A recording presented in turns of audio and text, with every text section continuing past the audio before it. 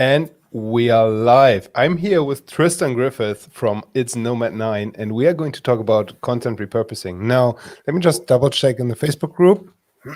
Excuse me. Let me just double check on YouTube that we are live. Yep, looks like everything is working. If you're with us, let us know where you're watching from. Don't hold back with any questions, especially when it comes about specifics for your summit and the type of content you want to create afterwards or what you can do with this. Now, Tristan, Tristan is leading by example right here, repurposing this webinar already in multiple ways, as we've taught or spoken about off camera before we went live.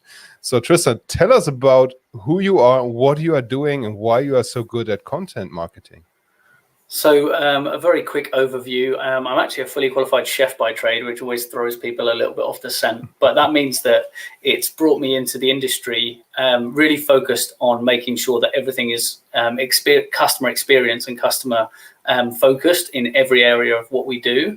And when we come to doing content, that is served up best when it is focused around the content for a client or the user or whoever's consuming. So for a virtual summit, the people who are attending, so your attendees, when you focus fully on them, that's when you start to think about who do we need, how do we need to talk to them, where do we need to communicate, what's the best method of getting people in, serving them the best experience across the board, pre-event, during the event, and post-event, which obviously we're getting to post-event kind of conversation now.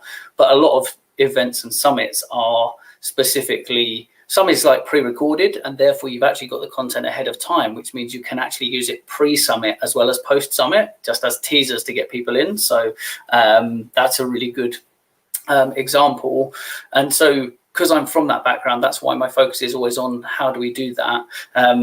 You laugh about leading by example. Like currently right now, whilst we're talking, you've just watched me do an Instagram story. I have a vertical video running, I have a time lapse running, and we're recording here in horizontal. So it's about leveraging our time best. So we've all got 24 hours in a day. It's about how effectively and efficiently we can use them.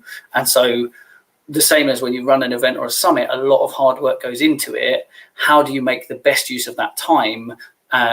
So creating digital assets, so things that serve you longer than they take to create. So something can take a big amount of time to create, and when it's finished, you can kind of feel like, oh, it's over, that's good. But like, what now? And so obviously what we're going to talk about today is how you get the most out of what you do there. Yeah, I'm super excited to dive in, and I have that feeling already that I need to upgrade my gear and get some more cameras going, but I'm sure we could talk about that in the presentation. So you have this insane process that has one input, usually that would be a video, like a summit session, for example, and then as the slide shows, you have 5,000 different creations from that input video. So I'll hand it over to you. Take it away, Tristan. Yeah, so this model that you can see on screen, obviously you'll see this is actually a current screenshot of exactly what we're wearing, because I called you in like 5 minutes before to make sure it was in the graphic. But it's really important to remember, this is actually a system that I've used for more than a decade for creating content. So back to your original question of why are we good at creating content, is we understand that when you create a core piece of content and understand how to use it, how you create that content in the first place makes a lot more sense. So if you're going to look at repurposing your summit, you need to consider a lot of things, like when you're doing your design of your overlays and bringing up comments and things on screen, if you're going to want to repurpose it, you need to be mindful of that while you're doing it. So if you want to repurpose the most effectively you possibly can, you need to think about it before you actually create, so that you've considered that in the process. So in a live session, for example, we're using StreamYard, and it's great because, we can bring comments on screen, but for repurposing, it might obstruct something that we want to use in the repurposing. So sometimes it's not best to bring the comments in if you know you're going to repurpose at a high level, or to adjust your kind of layout on the screen, as it were, to make that fit. So obviously when we were sat next to each other on screen, comments underneath isn't really an issue, because when we repurpose it, I could just re-overlay the image bit over the bottom. Like, so even if a comment came out now, so if you can just bring up even a sample example from here, so that Something like I would that, be able yeah. to take that out in a repurpose by putting the background image piece just back over the top in a video edit. So super simple to repurpose. But obviously, if it was a big comment and it obstructed it, it would stop us being able to repurpose. So something like that, for example. Yeah. So now obviously it's obstructing the image. So that's gonna mean that we couldn't use this piece unless it was in context of having that comment in here. So think about it beforehand before you start doing all of this content. So this is more for live when you're bringing in comments and things like that, more so than if it's pre-recorded sessions, you know, where you might have titles and bits that pop up, but that's not usually going to cause an issue. This system, I'll run it from where we currently run it, but also then apply it to summits because it's easier to follow if I do it that way around. So we currently run this for ourselves and for clients where the input to this is like a 3-minute video, right? So that's why I have to start there and then talk about the summit side because it changes slightly. So if you put a 3-minute video in here, the average person talks at about 120 words a minute, which means when you turn those words into a blog, that's going to be a 300 to 400 word blog. Now, obviously, if they're doing a 30-minute session, that's like an insane blog. But here's the beauty of that is when you change it from 3 minutes to 30 minutes, we're talking like 3,000 to 4,000 words. Why not make it a series of 3 pieces of content that's a series of blogs that come out like slowly after the conference? So you can have that. And that, again, leans back into how do we set the conference up to make sure that we can turn it into 3 clear cuts and pieces. When it's written format, it's really easy to do that. But as we go through this, the natural progression of content, like the delivery of how you put your session together, might change with that in mind. So if it was straight through and, you know, there's no stop, and very much like me, I say 120 words for most people. For me, it's like 200, and I don't breathe. I don't come up for air. So I have had to teach myself when I'm speaking at conferences to take much more natural pauses. That allows us to then cut that content up. So when you're talking to speakers, it's important to get that across to them. They have to have natural breaks and they have to come to ends of sentences. So if they don't do that, there's nowhere to cut. You know, like you'll get that piece where it cuts off. Now, that's okay in your teaser video because people go, what's he saying next? But in the stuff for repurposing, you need to really consider how they're talking, how they're delivering and things like that. So now you get the idea that 3 minutes of video is a 300 to 400 word blog. That blog is literally going to go across 5 to 6 different mediums before you start looking at industry specific sites. So, you know, you can put it as a long form post on Facebook. It used to be Facebook Notes. You can still post this to Facebook in long form, but obviously it's not the same because there's not a dedicated place to go and look for it. LinkedIn articles, your own website, Medium, Google My Business that leads back to it, like industry sites. Like that's just your blogs. So this is from one piece of video and we're starting with this 3-minute concept. So 3 minutes has become 6 pieces of content. So 6 viewpoints online. We refer to them as viewpoints because technically the content is the same. Now, in a 300, 400 word blog, there's usually about 5 good takeaways as an average. We've been doing it for a decade, which means if you pull those key takeaways out, they become what we refer to as tweetables or bite-sized content that you can then put out as status updates. So you're then going to post a Facebook status update, LinkedIn, Twitter. So those 3 or 3 to 5 that you're creating go across 3 platforms. So now we're 15 more viewpoints. So currently we've done 21 viewpoints from 3 minutes of content, right? So that's pretty insane, yeah. Now times it by 10, right? Because we're talking 30 minutes of content. Yeah. I do have one question though. You keep referring to 300 to 400 word blog articles, which if you follow like SEO guidelines, should be 1,500 to 2,000 words. What do you think about this? So it's really about where you're going to be putting it in the content. So obviously there's a lot of stuff around SEO and how you're going to implement that.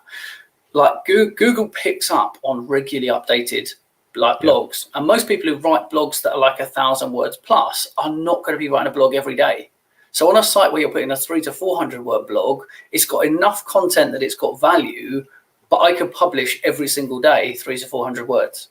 So like, to be fair, I could probably publish 1,000 plus every single day, but most people would struggle with that. So it's like the context is that's where it is. And obviously SEO has changed over time. So for a lot of people, this is actually a start point for a lot of people where they gear up. This is just one way to use the model.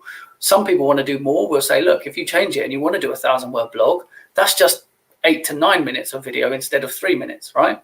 So when you're going from a conference space where they've given a talk, that's going to be really easy because they've done 30 minutes to like an hour usually. So you're already doing that much content 3 times over.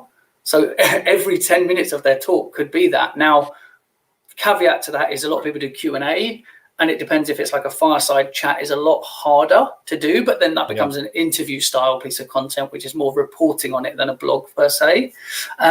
So from a summit, it would be, let's look at like, so what's the average length of when you've done your summits, what's the average length for the talks that you're doing? 45 minutes to an hour. Okay, brilliant. So from that, let's say that half an hour is delivering, 15 minutes is going to be Q&A for some interactivity. That 30 minutes of core content before they go to Q&A is 3 lots of 10 minutes, right? It's 3 blocks. Yeah. So now think about having 10 speakers at a summit. You just wrote 30 blocks for your brand, right? Yeah, that's good. We have to be clear about this because you have to obviously check and have permission, which usually you have because you've got the permissions to do the recordings. And as long as you're using it to cross-promote for the people who are speaking, this isn't usually a problem because they've shared it on stage and it's been filmed and they've given the rights for that. Therefore, all you're doing is reusing the exact same content in a new format. You just make sure that you're super clear with your speakers that you're going to be doing it, and it's in the interest of teaching and also in the interest of access. So one of the reasons to do video, audio, and written is literally accessibility. And when you sell it to people like that, most people are on board. Some people like to read. My partner has like a library of 800 books. You won't catch me, despite this array of books that are happening behind me, they're more for reference. Then I won't pick them up and read them because I would rather listen. So I'd rather use Audible or something. So you're speaking to different learning styles. So really important that you allow for that when you're doing a summit. The same is true of the subtitles. So that very first point of doing your videos with subtitles, you'll notice there's a big picture of us, and below that there's a video just above the YouTube logo that has subtitles on it. Now I made them grossly oversized just so they could see them in the diagram, but you need to be putting those on your videos from an accessibility standpoint, and also you're signaling to Google that you care enough to have updated this, and this is serious content that you want people to be able to access. And also it makes sure that the content is actually right. I've actually seen some pretty terrible auto subtitling and from some pretty major players in the game. So if you want to do it right, actually get it done by a human. When we're asked about this, what are you using for automation? Is it Rev or is it Otter.ai? Or I'm like, I have a team of native English speakers that do all of our transcriptions, all of it, all of the subtitles and transcriptions. So that's why there's a slight delay in turnaround, because there's a workload. But to give context, that's like a 72-hour turnaround for us. From a piece of content coming in, dependent on length and things like that and workload at the time, it's averagely about 72 hours for us to turn that content around. But it means you're putting out the best possible content with the highest accessibility options. So subtitles have to be there. Just a real quick stat, about 85% of video is being watched without the sound on. Sounds absolutely crazy unless you're a parent and you think, when I'm sat on my sofa and my kids are watching TV, if I play something, they're going to turn around and look at me, not look at the TV. So that's one example. You wake up in the middle of the night. I found myself doing that quite a bit. I have a 9-month-old right now, and she's not watching TV, obviously, but when she's playing or when she's sleeping next to me, I watch YouTube without the sound on. That's how I understood the importance. Right? Yeah. So like another example being like you're restless, you wake up in the middle of the night, your partner's asleep, and like you reach over and grab your phone and you see something you want to look at. But if it has subtitles, you can watch it. You're obviously not going to play a video out loud and disturb your partner in the middle of the night. So there's some really obvious examples when you take a minute to think about it. So subtitling, not just from an accessibility for people who need it, but actually accessibility for people in different circumstances and situations. And with everybody being working from home, lots of people under one roof, you imagine if everyone was playing their videos out loud. I know that in my partner's house, we'd be looking at like 7 different videos playing simultaneously, for example. That would just be, like a chaos of noise. So subtitling feeds the blog because the words that you say and what you speak about is your knowledge. we've had people refer to this as the Amazon distribution of content, because it's taking the knowledge from your head, putting it into a format and delivering it. So it's not just getting it done. And, when we do it for clients, they don't have to post anything. Literally, when they work with us, we're taking the knowledge from their head from video format, we're formatting it into all these other types of content and actually posting it. So that all they're doing is the video. So for a summit organizer, all they have to do is get those sessions recorded. I say all you have to do. I know that's a big task. It's easy. Super easy, right? But that side of it, you're doing it anyway, right? So there's no additional work in making the most of it. A lot of people don't realize they're sat on this whole goldmine of digital assets. If you've ever done a summit in the past and haven't run this process, you're sat on a goldmine of content. All you need to do is start putting it through a process like this. Now, those quotes and tweetables and stuff can be put into smaller form content. They can be put into graphics, and they can be used for stories to tease people back in, keep people engaged. Because what happens between one event and another? How do you stay engaged? How do you stay front of mind so that when your next summit comes up, that you're front of mind for that? And that's what it is. It's teasing out all that content on a consistent basis so you stay front of mind and so people keep getting value. Also, how many people go to an event, they learn something, they get super excited, they write loads of notes, they put the notes in the drawer and they don't do anything about it. And then that little pop-up in the social that just is a reminder, oh, I've got those notes, I should get them out again. So then they get more value from your summit because they start to implement, even though they'd forgotten. They might grab their notes back out and go, oh yeah, I remember that session. There was some good stuff in that. They get them back out. They feel they've got value, which in turn means they're more likely to attend your next summit, right? So a lot of people who don't do this don't get that second bite because, yeah, that was a good summit, but I didn't actually make progress. I got loads of advice and loads of good tips, but it's on me. I didn't implement. So because I didn't implement, I won't go to the next one. So think about it from a sales perspective as well.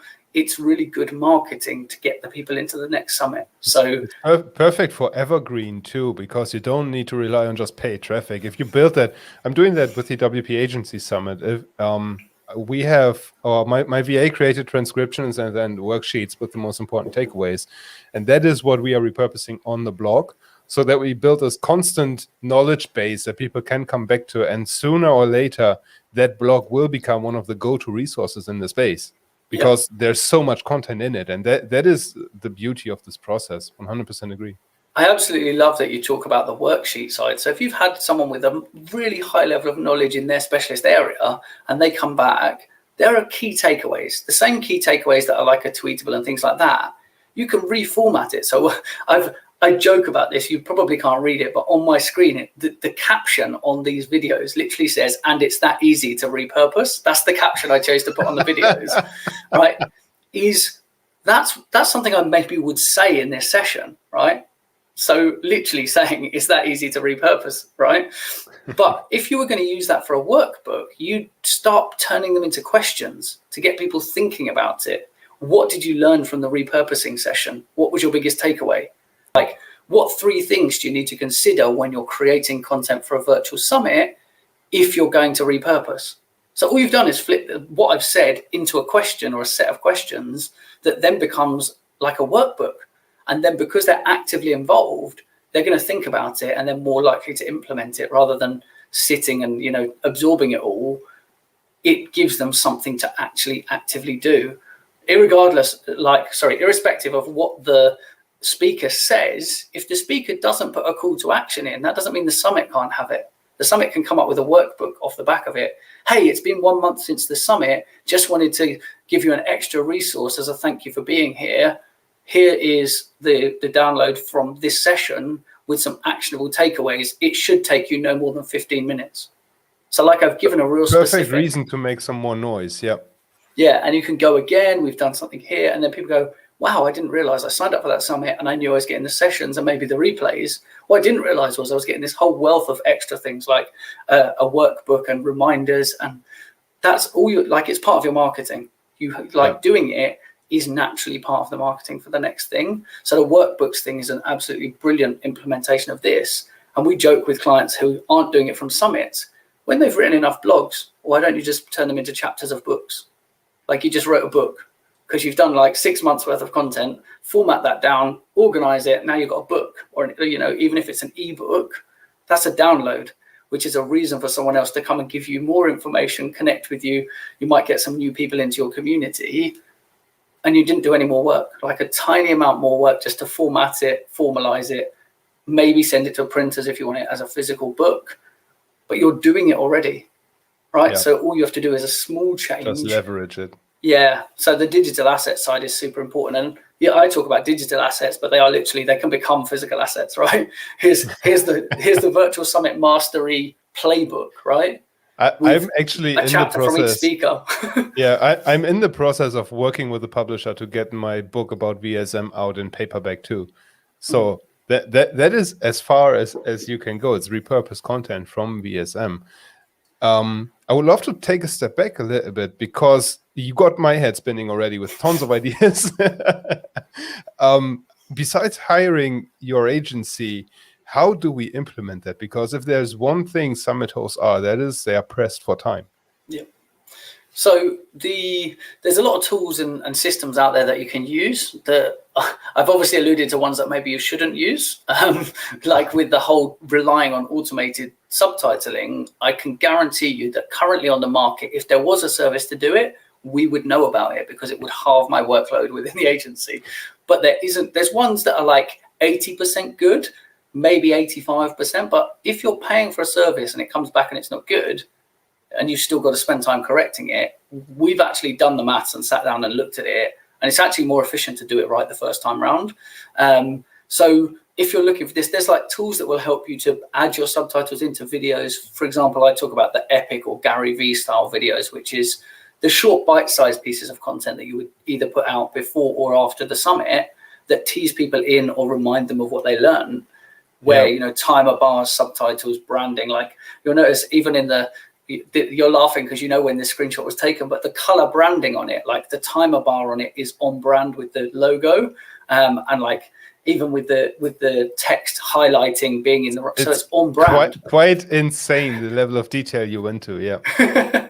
So that doing things like that, there are tools for that. Like there's a whole variety of them out there. Headliner app is an app that's out there that's probably worth looking at. We obviously do it internally, so we don't sit on top of a lot of these tools. So there are a lot out of there that allow you to do it. But the most important thing is making sure that your subtitles are on the videos. A lot of platforms will allow you to upload the subtitle file. So like a LinkedIn video, you can add a subtitle file so people can turn them on or off. What we do with the Epic style is they're actually burnt into the video. So that's a really good way to get around it, is they are physically on the screen as part of the video. They're part of the actual pixels on the screen. They're not like a layer that gets turned on or off, which means everybody has that level of accessibility. So everybody could read it or listen to it. So that's one thing. So look at the tools that allow you to put subtitles into your videos. I know that there's another one called InVideo that does a similar thing that allows you to put them in. But the point I'm actually a partner for InVideo. They have a really good platform. Yeah, we've done it. We actually we purchased it to allow, so like we don't use it for this system, which is crazy because of we absolutely love the complete control. We like granular control right down to the bottom level. But InVideo is a good middle step for people who are not ready for this kind of service and paying someone to do the whole thing, but it allows you to do some of the stuff and get quite a good output. It just, obviously every platform has its limitations, which is why for our clients, we do it natively inside, like we create client templates and things within things like Premiere, where we're actually creating specific for each client. So some have like just a plain color timer bar. You can see this example is the timer bars that run around the corners of the video. So when they meet in the middle, that's the end of your video. There's somewhere we've done like striped timer bars, or like we did one for Lee Jackson at Agency Trailblazer where we put the rocket and it shot across the screen with like the trail behind it. So it was on brand, right? And those things you can't do in those kind of tools. So it's what level you want to play at. And as more and more people do this, you have to appreciate the more available the tools are, the more you have to do to stand out. So if everybody has access to the tool and it's really cost effective, you've got to step up one more level to be stood out from those people. So 100%. Having a look at that as a way to do it. The time element is the most important part of your question, though.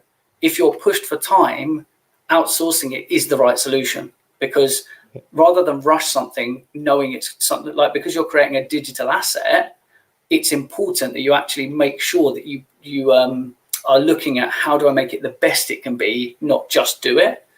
Yeah, there's a great question that ties directly into that. I love the segue because I know you've seen the comments, so I appreciate the segue. Merban had a good question. If you had 4 years of summit content, 5 in a few weeks, where would you begin? Any advice on creating standard operating procedures for VAs? Yeah, so this is an absolutely fantastic question.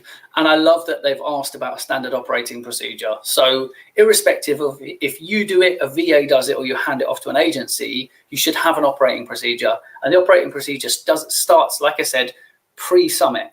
So from that question, they've got a summit coming up. So now's a really good time for us to talk about this, is make sure that you're looking at how that content's being created and thinking about the questions on screen and things like that. That's all part of the standard operating procedure.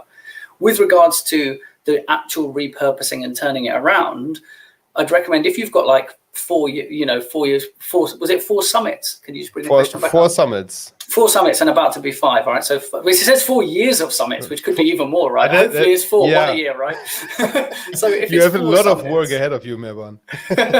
So with 4, let's say it's one summit a year, and maybe they can clarify in the comments, but I'll treat it as if it's 4 summits and they're about to do their 5th.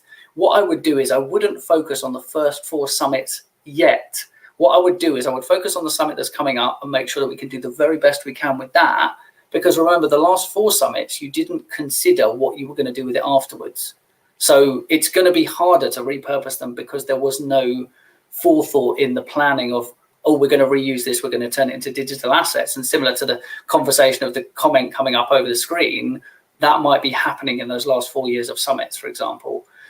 If they're not, then obviously they'll be easier to use, but do the current summit first. So you go from before all the way through till after with the process of that.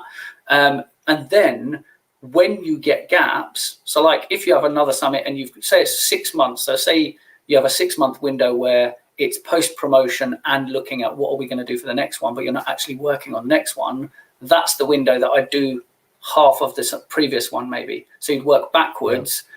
But remember that the most recent one is probably the most relevant one as well. Unless you've got like a key speaker, like let's say I'm talking about Gary Vee today. Let's say Gary Vee's been your speaker 3 years ago.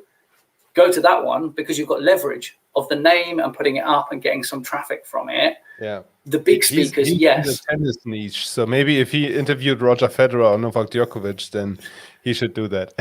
Yeah, so exactly. Anything that's high profile. And the context of this is if someone blows up in the news, that's the time to edit their session.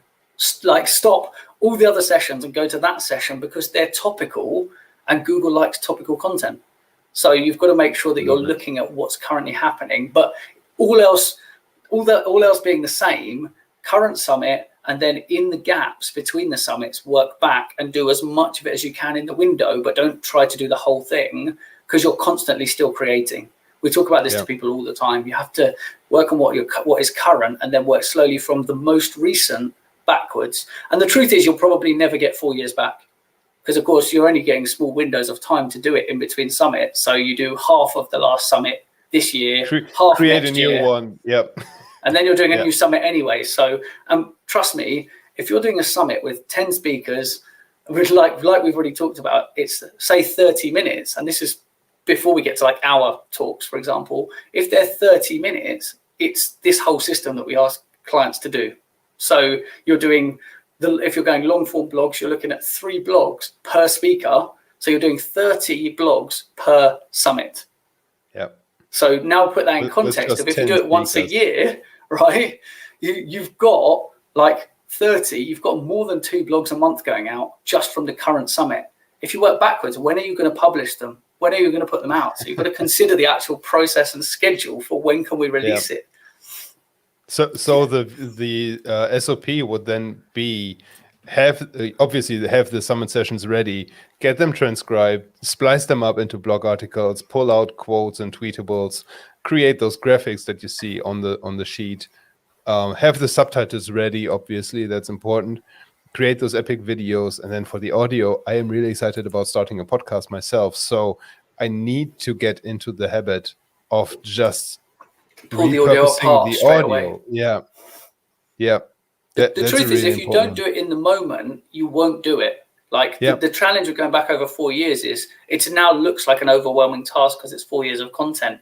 One thing that you may not have noticed, and I'm not doing it at the level that I normally do, giving yourself or your VA visual cues. So depending how you do your summit, so like this, we're both on screen, right? We talked about this already before, is we're on screen and I might be talking. I'm not going to go, this is a good point, unless it's for my own repurposing, which I do a lot of the time when coaching calls and things like that. I put visual cues in my stuff that no one would notice is happening. At a virtual summit, we've been drinking drinks all the way throughout this because a lot of talking you need to drink. The most basic example I have of this is I put 2 cups on my table. I have a clear cup that I drink from when I'm thirsty, and I have a blue cup that I drink from when I think it was a good point. Which means literally the person editing can just scrub through and wait for blue to appear on the screen. That is damn brilliant. I think we talked about other ways where you have like 2 drinks on my table. Always. You have to be kidding me, Tristan. So no one notices because it's a natural interaction. So it's not an interruption. That means anyone editing, when they see me pick this up, now they know that this is a point. So like when you start talking, I take a sip from, it could be an empty cup, no one knows. I put it down and they know that that's something. They just go to there and they scrub back 2 to 5 minutes. This is a piece he wants to save. So rather than watching a whole hour, you just scrub through, here 5 minutes, here 5 minutes, here 5 minutes. And you've trimmed the time down to say 20 or 25 minutes straight away. So super simple. And I need to note down this timestamp because I don't have the clear. We need to get you. That is so ridiculous. That is so. Yeah, I do have some for the WP Agency Summit actually, but this is so ridiculous because the one thing that I struggle with when it comes to video editing and having a VA do that is telling them the damn timestamps. I mean, I'm working on a summit right now, and I have like 4 sessions recorded already without that hack. And so now for all the future ones, of course, you bet I'll have a glass and I have a cup or something like that. You bet that I'll do that. But that standard operating procedure, literally, you're cutting half of the edit time out of just finding the content even before they do anything. Super simple hack. No one like. If we're on, so if I was doing the session and I wasn't teaching this, but you think that was a good point, there's 2 ways to do this, right? Originally, I did it much more obviously on screen. Using StreamYard, I have 2 templates set up where the banner was there and it used to literally just pop up saying great tip in the top corner, right? Because for an edit, like they finished saying what you want them to say, so the bit you want to edit doesn't have it. And then when they change it, right, so all you have to do is flash that banner up. And now all they do is watch for that. But what I did was I did it with overlays. So it appears at the top left. So all they do for editing is watch that top left. They're not watching you. They don't care who's speaking. They're watching for the top left. Stop, cut it.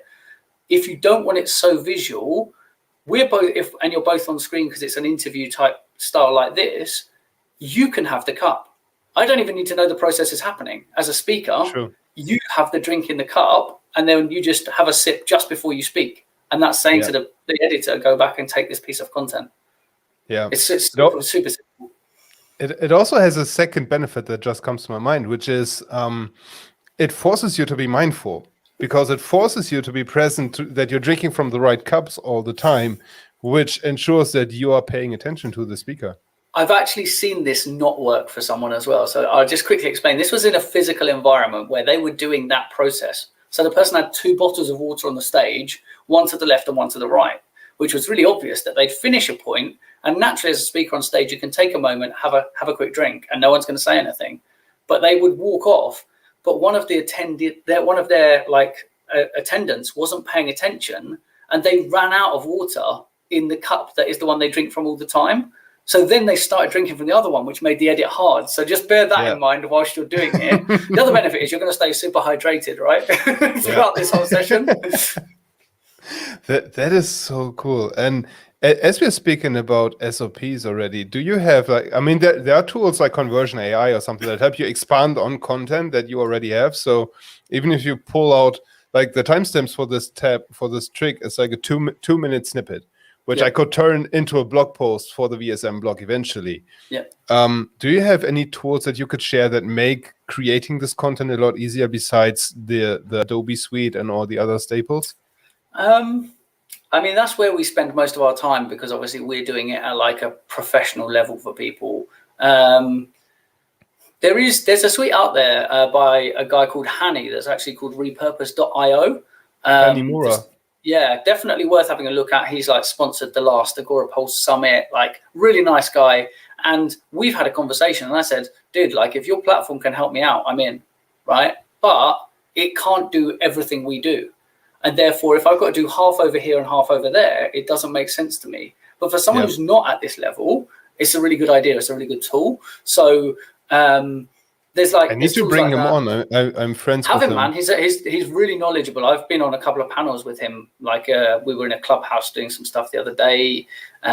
He's super knowledgeable, super nice guy. And the product is, my challenge is that this is, whenever you're doing anything with content, you need the human element in it. And if you try to automate all of it, the problem is it's not going to get it right. Like everyone like dreams of this AI that does all the work and we can like just go on holiday and, you know, the AI will do everything. But the reality is there's nuance to how we speak that AI hasn't quite understood or got yet. And also it's never 100% accurate. So like I'm dreaming of a day where we get a little bit closer, because I'm sat on that cusp. The minute the technology is there, I just plug it in and I go on holiday, right? Because we've got the customer base, we've got the system in there already. That is ready to scale, yeah. So it's simple let's go back to standard operating procedures super quickly. If you want to take this to a really high level, you can be, if you're being mindful, like you could take this tip to another level. Like it could be, I've got 2 cups on so there's 2 implementations. If you don't want it to be really obvious, 2 cups on the table, no one's going to notice. If I drink with my right hand, it's a long tip. If I drink with my left hand, it's a short tip. So now they've cut it down even more, right? It's visual and no one would ever pick up on it. Now I've told you this, everyone's going to be watching your summits going, which hand, what color cup, right? So they're going to be looking. But anyone who hasn't been on one of these trainings would have no idea that's happening. Right, so it's an easy way to do it, and as the host of a summit, really easy to do. Like the other thing to do is, if you want to do it and you're on a platform like a Run the World or an Air Meet or something like that, you can have someone in the comments that literally, so like you run a screen record on it, and you have a user in the comments that they just drop a comment whenever you think there's been a tip. And they can write whatever they want. Like it could be a keyword that tells you this is a 2-minute tip, this is a 5-minute tip. So again, this comments just fly past. No one's going to notice someone saying something that seems obscure. They'll just be like, that guy's weird. Right? I just hire Eugen and have him say super great tips every time. I'm all in. Yeah, but do you see what I mean? It makes it easy. Yeah. And they'd use 2 different phrases that says how long the tip is. And no one would even know. So they just have 2. And like, here's the context of that. If you're running it in a platform, like it's funny, my Stream Deck just tried to update in the background. Is having a Stream Deck and leaving your cursor in the comments means while we're talking, you can just press the button and it will drop that comment.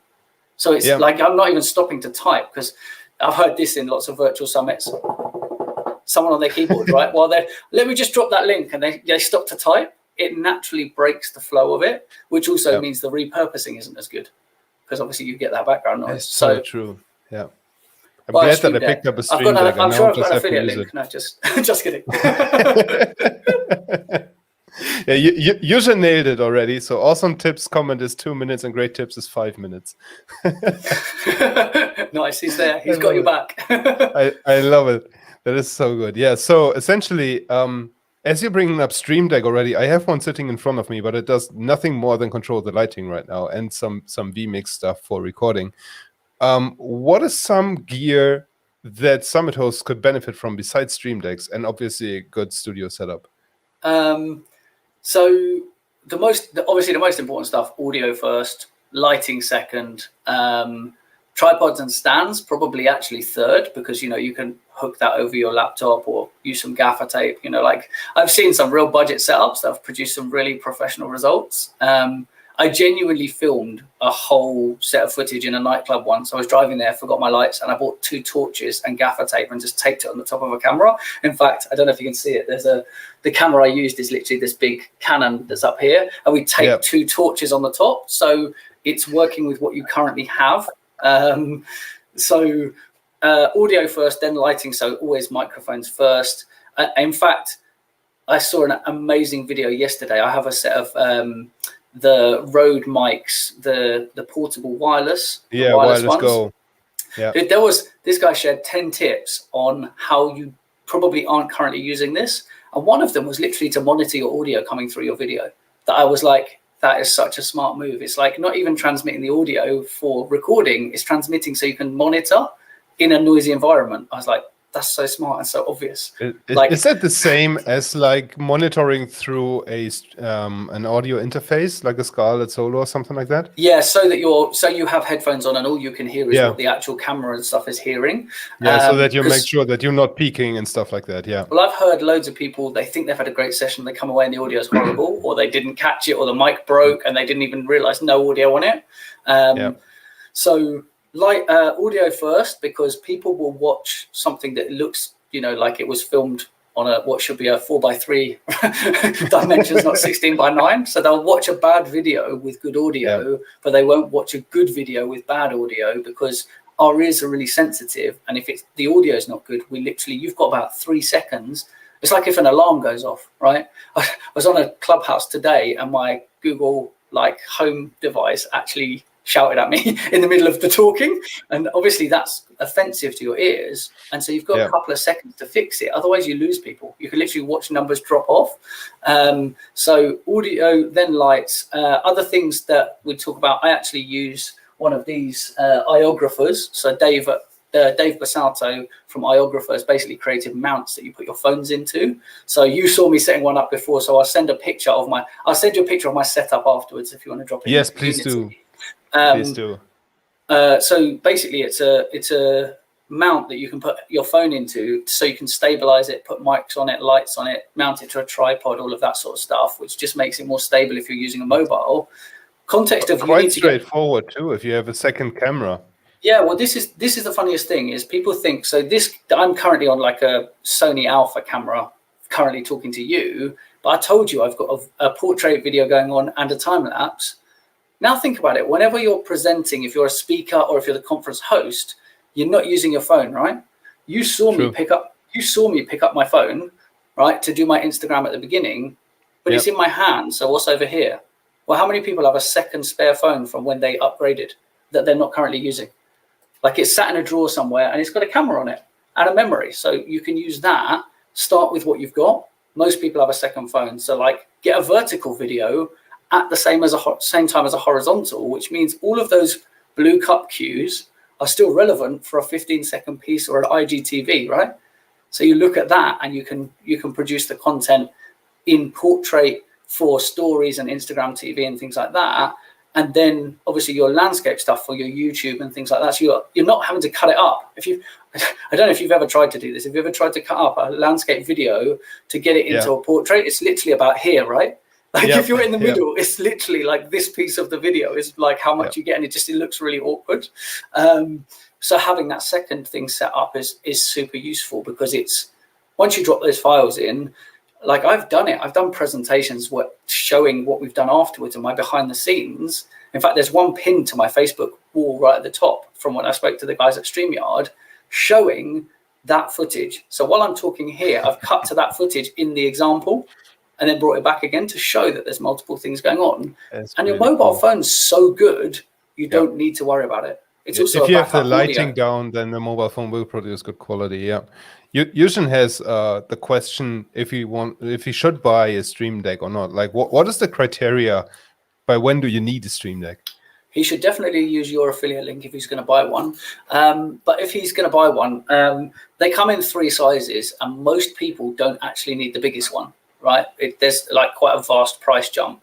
It's a big jump between each of them, but like we decided on the middle one because we Yep, I set have up that too. folders. So you've got like 15 buttons, but inside those buttons, you can create folders. So every button becomes another 14 buttons. So like people buy the big one. I'm like, man, you need like 300 buttons. Like, that's crazy. Like, that doesn't even make sense to me. So a couple of uses. If you do a lot of live streaming, even if you don't like, so StreamYard doesn't currently have hotkeys, something they're working on, but it doesn't have hotkeys in the platform. But that doesn't mean you can't use Stream Deck with, you can't use your Stream Deck with StreamYard. When I said about not typing out things, how often does someone say, oh, have you got a link for that? I have all of my key web addresses and usernames and links on buttons. So I can just press my links folder and then press it. All I've got to do is one click into the chat box and then press the button. And also, you never mistype it. Have you ever put something into a comment, pushed it out to social through StreamYard and gone, oh, I made a typo? Right? Nope, and it's never. And it's okay, just me then. but you see what I mean is it's something that is likely to happen at some point. The Stream Deck negates that, provided you didn't make a typo on the Stream Deck when you set it up. It's always going to be right. It's quicker and easier. So when should you buy it? If you have budget to buy it, like, it's a good investment. It can do your text. It can control stuff on your computer. Like, I can go live if someone's like, I need you to go live on my page, like in literally the next 2 minutes because I'm stuck at the hospital. I can't get back. I can't get on. As long as I've got access, I can be live in under 2 minutes because of my Stream Deck. I can run it, and that's like, dude, I can make a coffee in that time as well. I can run in, put my kettle on, press a button on my Stream Deck, which will load up the programs I need because I've programmed open this application, open this. So like open this web address, whatever. And so I can speed up the process. I don't have to click, type in a web address, press enter, wait for it to load. I'm just pressing one button and it's happening.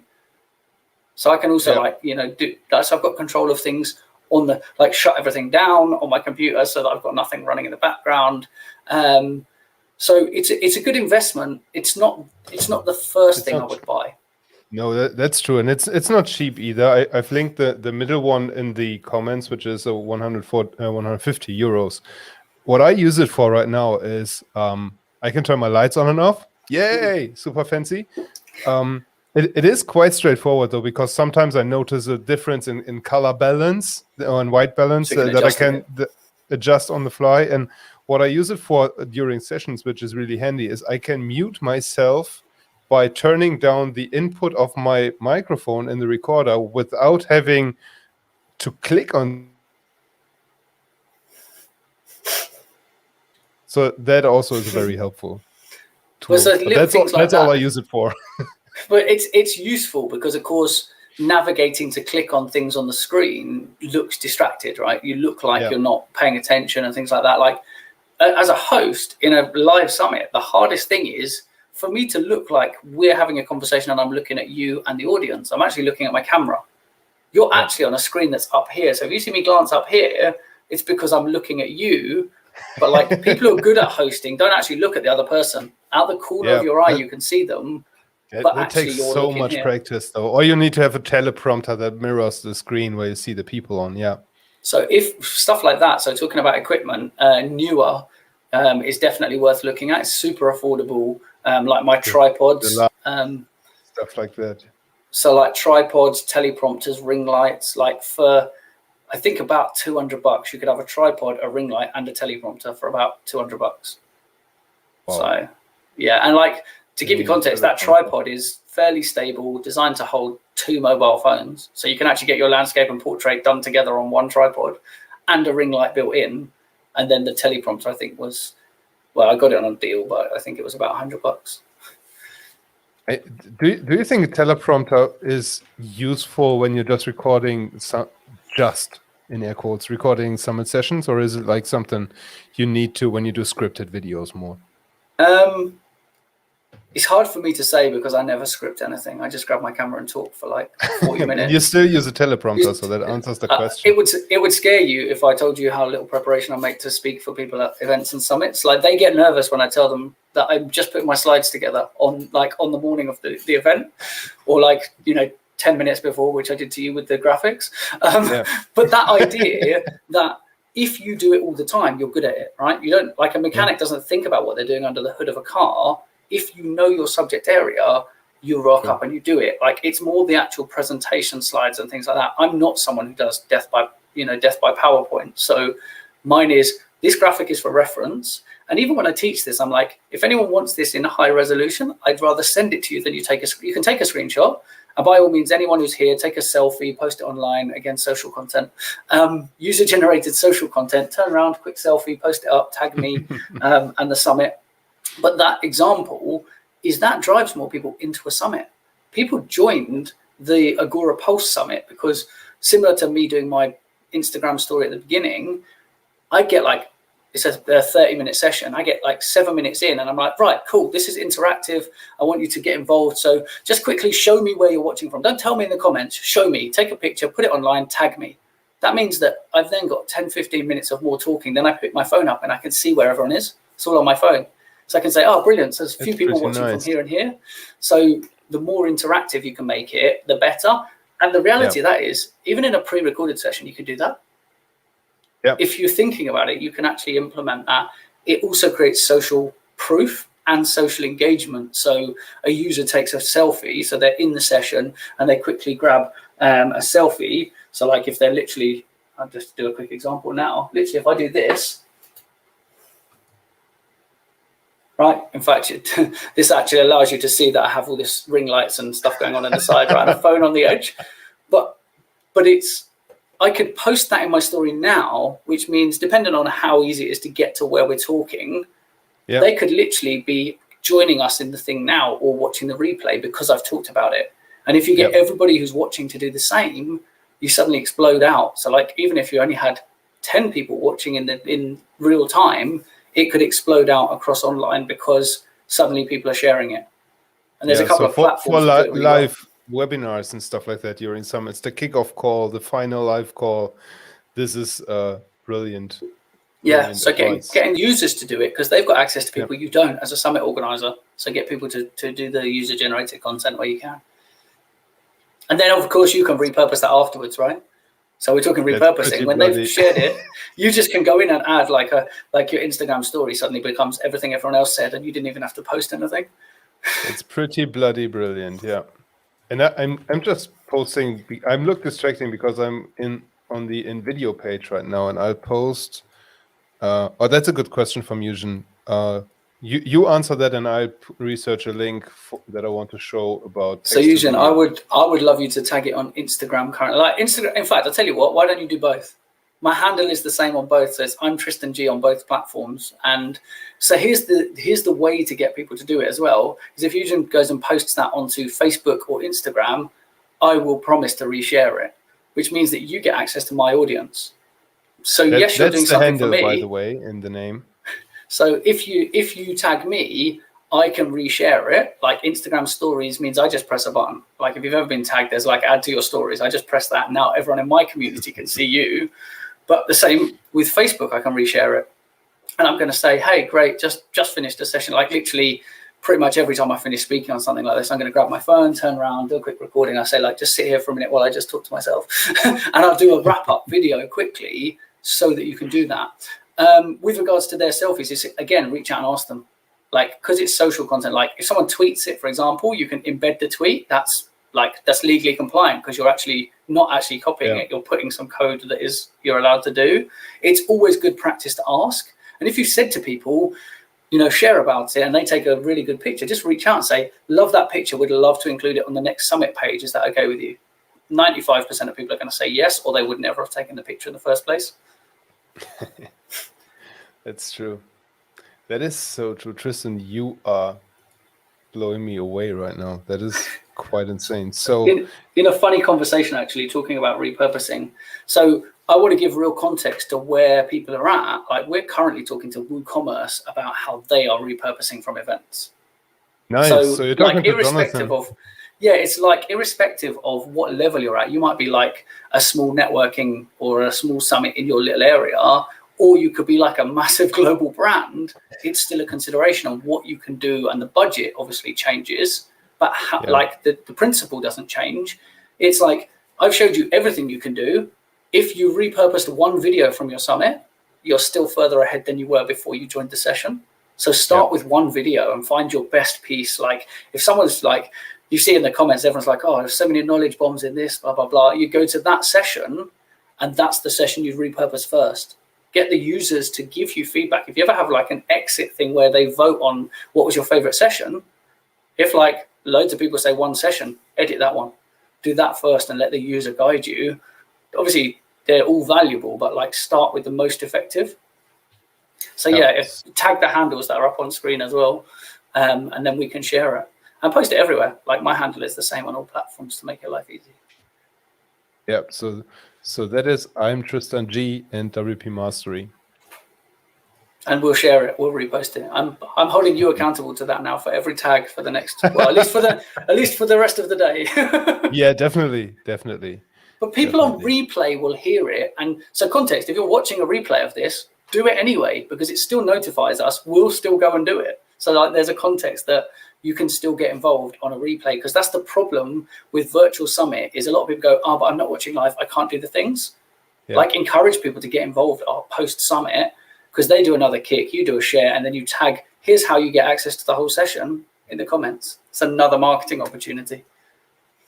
That is so beautiful because that really emphasizes what is most important to most VSM students. It's like this building the community online and just connecting people on their summits. That is something that I struggle a lot with when it comes to virtual networking lounges. People are so hesitant to go on Zoom calls where there are 50 people in there already because it's intimidating if you're not used to it like we are. But having that on social, on platforms they are comfortable acting on, that's just another way, yeah. One thing with that is look at the platforms you use. So we've used Run the World and Air Meets, and we're looking at Hop-In and like different things. They've all got different iterations, but we're looking, like we've heavily investigated into Air Meets and like put some money into Air Meets to use it. Having tables that have a physical representation where I know there's only 8 people makes like someone who's like that more comfortable to join because I know that there's only going to be 7 other people. And I can also see who these people are before I join. And, you know, I can join, turn my camera off and then choose to turn it on if I'm comfortable. Otherwise, I just leave again. So having some environments that are not everybody all in one space makes it better for people who are a little bit more anxious. Yep, 100% agree with you.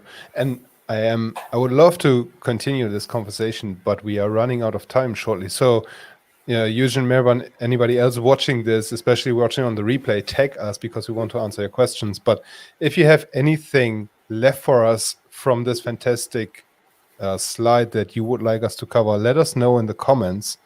And Eugene just says we got tagged, so awesome. We are a tag team officially right now. Nice. So it's our turn to share then. It's our turn, yeah.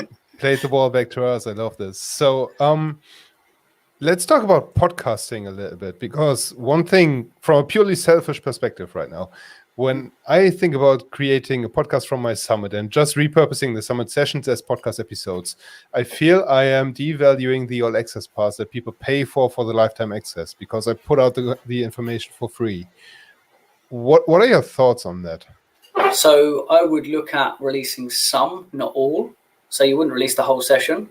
So you might release, you'd give context. So if you want to create a really good episode of this, so there's a bit more work involved in this, is you'd take the session, you'd find like they might have delivered 10 key points in their hour of talking. You take 3 of those points and then you put a podcast episode together where you say, hey, coming to you today from WP Mastery, I want to talk to you about the session we just did with Tristan on repurposing. Here's the 3 key takeaways, and we're going to dive into them a little bit more. You play the bit of the session and then you talk about it and reflect on it. Now they're like, I want to hear the rest of that. So it can feed people into that pass. So again, you might want to release a whole session because it's like, I want to hear what a session sounds like start to finish, but you might release one session as a podcast and say, this is one of 30 sessions at the summit. If you got value from this, make sure you come across and get the others.